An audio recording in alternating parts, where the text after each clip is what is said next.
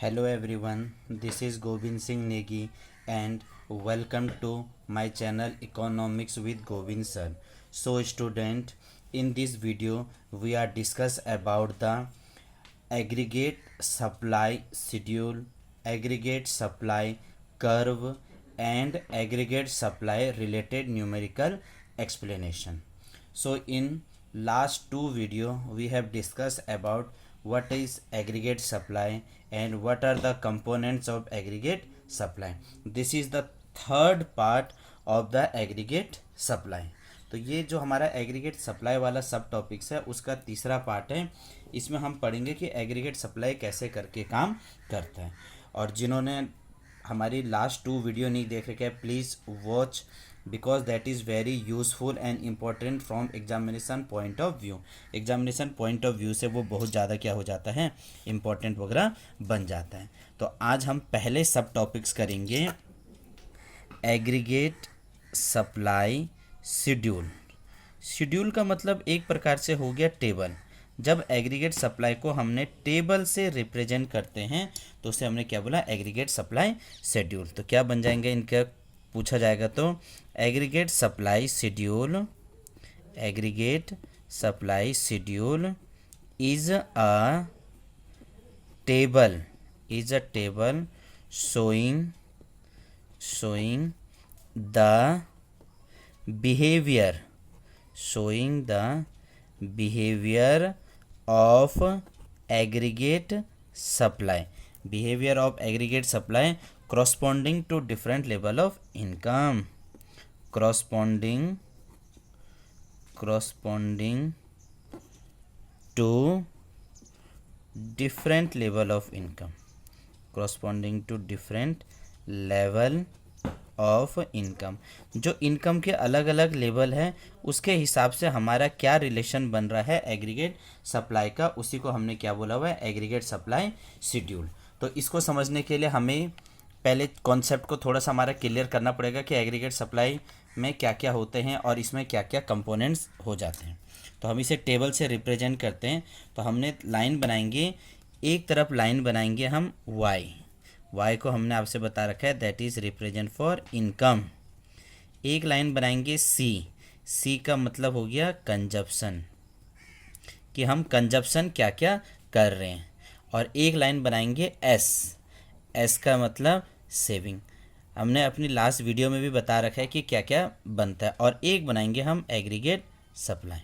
तो हम पहले आपसे बताते हैं income is starting from zero. Income zero से शुरू होता है. और मान लो हमने इनकम रख दिया 100, 200, 300, 400, 500, 600. इसका मतलब ये चल रहा है कि जो हमारी इनकम है that is starting from zero. Last video में भी हम डिस्कस कर रखे हैं कि इनकम हमेशा जीरो से क्यों शुरू होते हैं, क्योंकि हम कहीं भी नौकरी करते हैं या किसी भी कारणवश से, तो हमें ऐसा तो है नहीं कि सैलरी हमें एडवांस में मिल जाए. तो हमारा क्या कुछ दिन एकदम जीरो से होता है काम, हमारे पास कोई इनकम नहीं होती है. Then income is continuously rising. Income क्या होता है, फिर लगातार बढ़ते जाते हैं. तो वाई हो गया ये हमारा 0, 100, 200, 300, 400, 500, 600. Another one is that is consumption. मान लो मैंने मान लिया 40, 120, 200, 280, 360, 440 और 520. ये हमने कंजप्शन मान रखा है. अब आप कंजप्शन को देख रहे होंगे that is starting from something. किसी ना किसी नंबर से हमारा कंजप्शन क्या हो रहा है, स्टार्ट हो रहा था. वो स्टार्ट क्या है, 40 से मान लिया हमने. देखो तनख्वाह जीरो हो उससे कोई फ़र्क नहीं पड़ता, लेकिन आदमी कुछ ना कुछ तो कंज्यूम करते रहेगा. तो जीरो लेवल पे जो इनकम होती है और उस पर जो हम कंजप्शन करते हैं दैट इज ऑटोनॉमस कंजप्शन. आप देख रहे होंगे कि ये कंटिन्यूसली क्या हो रहा है, हमारा कंजप्शन बढ़ते जा रहा है, लेकिन up to a certain level. अब थर्ड आता है इसमें एस मतलब सेविंग. देखो मैंने आपसे एक इम्पॉर्टेंट फार्मूला भी डिस्कस कर रखा है जो हमने एग्रीगेट डिमांड के जो पार्ट्स वाले में थे. हमारा सबसे इम्पॉर्टेंट फार्मूला है y = C+S. जो इनकम है वो क्या होता है, कंजप्शन प्लस सेविंग को प्लस करते हैं तो वो क्या बन जाएगा, हमारा इनकम बन जाता है. अब जो सेविंग है तो सेविंग में हम यहाँ पर क्या करेंगे, y में से c को माइनस कर देंगे। क्या करेंगे हम? y में से c को माइनस कर देंगे। तो 0 में से 40 माइनस करेंगे तो बच जाएगा -40। अब इसमें से 100 में से 120 को माइनस करेंगे -20। ये हो जाएगा 0, ये हो जाएगा 20, ये हो जाएगा 40, ये हो जाएगा 60, ये हो जाएगा 80। यानी आप इसमें समझ रहे हैं कि that saving is starting from negative. Saving क्या है? नेगेटिव से। अब आदमी ने कुछ कंजप्शन किया तो जो पैसा उसने बचा रखा था उसी बचाने में से उसने कुछ कंज्यूम कर रखा है, इसलिए हमारी सेविंग क्या हो जाएगी? माइनस में चली जाएगी। तो हम सेविंग कैसे निकला? y माइनस सी के। अब हमने लास्ट वीडियो में बता रखा है जो हमारा एग्रीगेट सप्लाई है उसका जो फॉर्मूला बनता है AS equal to C plus S. Aggregate supply क्या हो जाता है? कंजप्शन प्लस सेविंग को प्लस करेंगे तो एग्रीगेट सप्लाई। तो 40 और में से 40 प्लस करेंगे तो ये बन जाएगा हमारा 0। 120 में से 20 माइनस करेंगे तो ये बन जाएगा हमारा 100। ये बन जाएगा हमारा 200। ये हो जाएगा हमारा 300। ये हो जाएगा हमारा 400। ये हो जाएगा हमारे 500 और ये हो जाएंगे हमारा 600।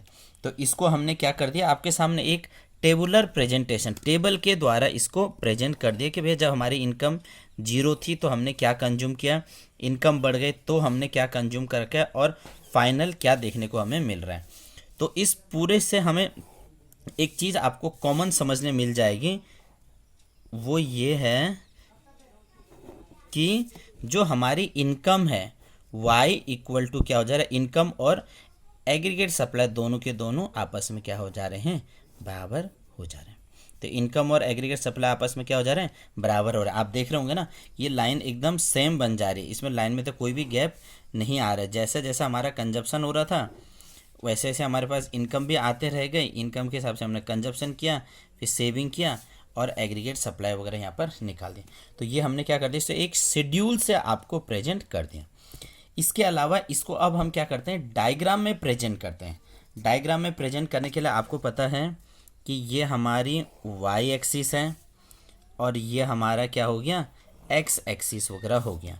तो that is a x axis and this one is a y axis. जो x एक्सिस है इसको हमने रिप्रेजेंट कर रखा है इनकम से, जो हमारी तनख्वाह है। आपको ही पता है 100, 200, 300, 400, 500, 600। ऊपर हमने टेबल में भी ये प्रेजेंट करा 100, 200, 300, 400, 500 और 600 कर दिया। ये 0 से हो गया। इसमें भी किया 100, 200, 300, 400, 500, 600। इसे 600, 500, 400, 300, 200, 100 और जो ये वाली लाइन थी इसको हमने क्या बोला? C प्लस एस की लाइन बोल रखा है।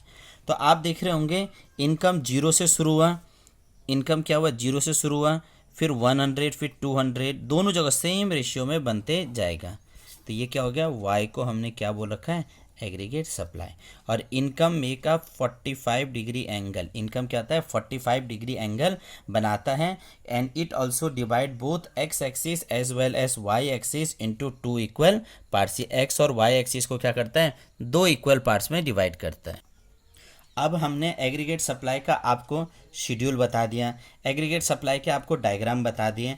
अब हमने क्या हुआ? एग्रीगेट सप्लाई के आपको कुछ कैलकुलेशन करके बताते हैं, जो शॉर्ट एक एक नंबर के लिए आते हैं। कैलकुलेटिंग करके बताते हैं कि एग्रीगेट सप्लाई कैसे करके कैलकुलेट होता है। सपोज मान लो उसने हमें क्वेश्चन दे रखा है, given that if C equal to 200, अगर C की वैल्यू 200 दे रखी है, S की वैल्यू कितना दे रखी है? -25 दे रखा है और हमें बोला find AS, aggregate supply find करो। तो आपको सिंपल सा पता है, सॉल्यूशन करते हैं। एग्रीगेट सप्लाई इक्वल टू क्या करेंगे हम? कंजप्शन प्लस सेविंग करेंगे। कंजप्शन हमारा 200 हो गया और सेविंग हमारा -25 हो गया। तो प्लस माइनस माइनस हो जाएगा, 200 minus 25 that is equal to 175। तो हमारा एग्रीगेट सप्लाई कितना बन गया है? 175। एक और एग्जांपल देखते हैं। इफ़ मान लो आपको क्वेश्चन में AS की वैल्यू कितनी दे रखी है? 500 दे रखी है और C कितना दे रखा है? 275 दे रखा है। आपसे कहा फाइंड एस, सेविंग वगैरह निकालना। तो आपको सिंपल सा पता है, जो हमारा एग्रीगेट सप्लाई का फॉर्मूला होता है, aggregate supply equal to C plus S. Aggregate supply दे रखा है 500, सी दे रखा है 275, और हमें क्या फाइंड करना है, एस को फाइंड करना है। तो एस को फाइंड करने के लिए हमें क्या करना पड़ेगा कि उस चीज़ को फिर राउंड फिगर, वो मैथमेटिकल फार्मूला लग जाता है लेफ़्ट और राइट वर्ड ले जाने के लिए। तो 500 में से 275 को हम क्या करेंगे, माइनस करेंगे, बराबर इधर क्या हो जाएगा, एस हो जाएगा। तो कितना हो जाएगा, ये हो जाएगा हमारा, ये इधर गया 25, 25 इक्वल टू सेविंग। जो सेविंग कितनी हो जाएगी हमारी, 25 हो जाएंगी। तो ये मैंने आज कोशिश किया है कि आपको एग्रीगेट सप्लाई की शेड्यूल के बारे में, एग्रीगेट सप्लाई कर्व के बारे में, और एग्रीगेट सप्लाई से रिलेटेड कुछ कैलकुलेशन में। वीडियो पसंद आए तो प्लीज़ लाइक करना, सब्सक्राइब करना, और औरों को भी बताइए कि एग्रीगेट सप्लाई की क्या क्या इंपॉर्टेंस होता है। इकोनॉमी में जितना ज़्यादा एग्रीगेट डिमांड होगा उतना ही एग्रीगेट सप्लाई भी होना चाहिए, ये मानना है कीन्स, JY कीन्स साहब के लिए। तो प्लीज़ लाइक द वीडियो।